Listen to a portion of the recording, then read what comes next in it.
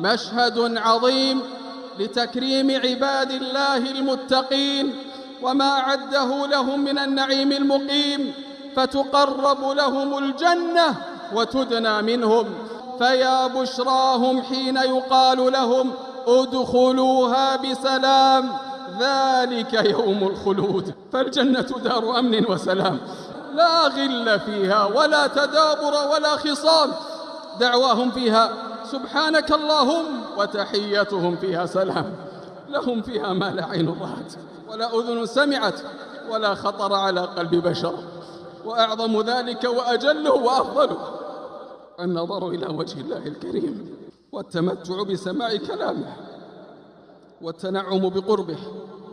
قال سبحانه لهم ما يشاءون فيها ولدينا مزيد.